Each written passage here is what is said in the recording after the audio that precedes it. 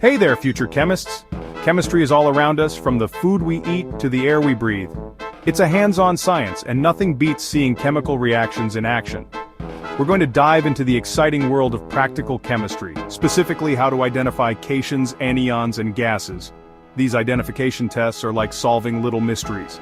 We use our knowledge of chemical reactions and look out for telltale signs. Get ready to put on your detective hats and unravel the secrets hidden within these test tubes. We'll learn how to identify common cations like copper with its pretty blue solution. Then we'll discover how to pinpoint anions such as chloride. And of course, we can't forget about gases. We're going to see how to identify gases like oxygen, the very thing we breathe. Get ready to be amazed by the wonders of chemistry.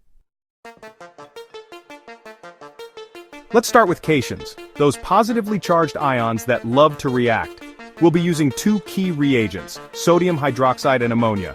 First up, aluminium. Add a few drops of sodium hydroxide to an aluminium salt solution. You'll see a white gelatinous precipitate of aluminium hydroxide forming. Now add excess sodium hydroxide. Guess what? The precipitate dissolves, forming a colorless solution. Next, calcium. With sodium hydroxide, you get a white precipitate of calcium hydroxide, but it doesn't dissolve in excess. However, ammonia solution doesn't react with calcium ions at all. How about copper? Adding sodium hydroxide forms a light blue precipitate of copper 2 hydroxide. Now add excess ammonia, the precipitate dissolves, forming a deep blue solution. This intense blue color is a sure sign of copper. We've only just begun. Iron celestine forms a dirty green precipitate with sodium hydroxide, while iron 3 gives you a reddish-brown precipitate. It's like magic, but it's science. Now let's move on to anions, the negatively charged ions. These ions are just as important as cations. They play a crucial role in many chemical reactions. First, the carbonate ion. Add dilute nitric acid to your mystery solution. If you see bubbles of carbon dioxide gas, you've got carbonates. Next, chloride. Add a few drops of silver nitrate solution. See a white precipitate? That's silver chloride. To confirm, add dilute nitric acid. The white precipitate remains, confirming the presence of chloride ions. Nitrate is a bit trickier. Add sodium hydroxide to your solution, then some aluminium foil.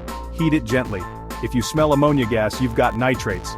Remember, never smell directly. Waft the gas toward your nose. Lastly, sulfate. Add barium chloride solution. A white precipitate of barium sulfate will form. This precipitate doesn't dissolve in dilute nitric acid, confirming the presence of sulfate. Gases may be invisible, but their reactions are unforgettable. They're all around us, and these tests will help you identify them. Let's start with ammonia. Ammonia has a very strong, pungent smell. To confirm, place moist red litmus near the gas. The moist red litmus will turn blue. Carbon dioxide is up next. Bubble the gas through lime water, and if white precipitate forms in the lime water, you've got carbon dioxide. Now for chlorine. Chlorine has a choking smell. It also turns damp blue litmus paper red, then bleaches it white. Be careful with chlorine gas, it can be dangerous. Hydrogen is easy to remember. It extinguishes with a pop sound when you hold a lighted splint near it. Oxygen relights a glowing splint. It's like magic, but it's just oxygen doing its thing. Last but not least, sulfur dioxide. This gas has a choking smell and turns acidified potassium manganate, Sevian, solution from purple to colorless. That's it. We've covered a lot, but practice makes perfect.